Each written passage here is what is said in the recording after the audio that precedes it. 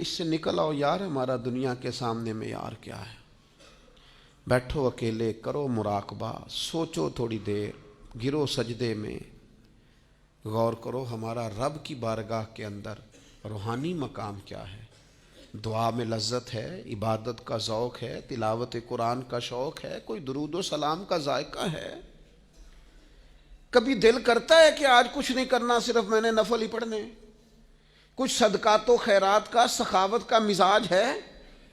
اپنی زندگی میں اس چیز کو لاگو کریں۔ بہت سارے لوگ ایسے ہیں جو بظاہر اس طرح کا سٹیٹس نہیں رکھتے، اس طرح کی طبیعت نہیں رکھتے، اس طرح کا مزاج نہیں رکھتے، لوگ ان کو وہ مقام اور مرتبہ نہیں دیتے، لیکن عند اللہ ان کا بہت زیادہ مقام ہے۔ یہ میرے سامنے مشکوٰۃ شریف ہے، اور حدیث کے راوی حضرت ابو سعید خدری رضی اللہ تعالیٰ عنہ ہیں، اگرچہ یہ حدیث ابو داؤد شریف میں بھی موجود ہے۔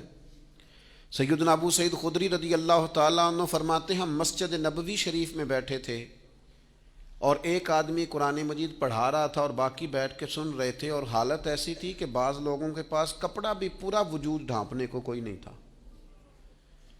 یعنی ان کے جسموں پر جو لباس تھا وہ بھی اتنا زیادہ نہیں تھا کہ وہ چادروں میں سمٹے ہوئے ہوں، بس سادے سادے لباس، اس کے ساتھ وہ وقت گزار رہے تھے۔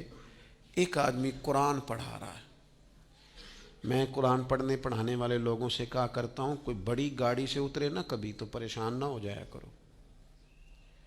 تم کسی کو دیکھو نا کہ وہ جناب بڑا جدید ترین لباس پہن کے تمہارے پاس سے گزرا ہے تو پریشان نہ ہوا کرو، تم بڑے خوش قسمت ہو جن کے سینوں میں اللہ نے قرآن مجید رکھا ہوا ہے۔ ایسے مروب نہ ہوا کرو، روب میں نہ آیا کرو۔ جناب ابو سعید خدری رضی اللہ تعالیٰ عنہ فرماتے ہیں کہ لباس بھی اس طرح میسر نہیں تھے ہمیں، پر ہم مسجد نبوی شریف میں بیٹھے تھے اور ایک صاحب قرآن مجید کی تلاوت کر رہے تھے، گویا پڑھا رہے تھے اور باقی سن رہے تھے، سیکھ رہے تھے۔ اچانک ہماری نظر اٹھی تو مدینے والے محبوب بھی تشریف فرما ہو، حضور کو سامنے پایا تو بس کیفیت ہی بدل گئی۔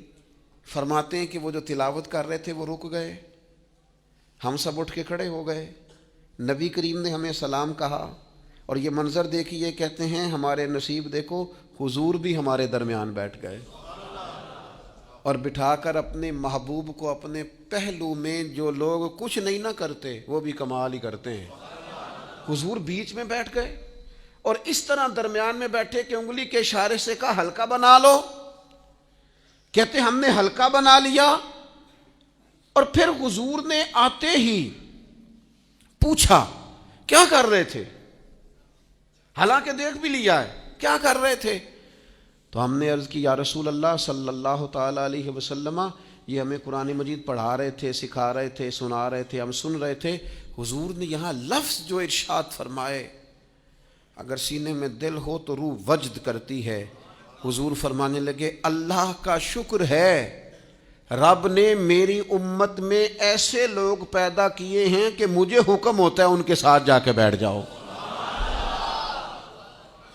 میرے عزیز یاد رکھیے گا، نبی پاک علیہ السلام نے فرمایا، کریم فرمانے لگے اللہ کا شکر ہے کہ اس نے میری امت میں ایسے لوگ پیدا کیے کہ مجھے حکم ہوتا ہے کہ میں ان کے پاس جا کے بیٹھوں، ان پر شفقت کروں، کرم نوازی کروں، انہیں اعزاز دوں، ان کے ساتھ بیٹھ جاؤں۔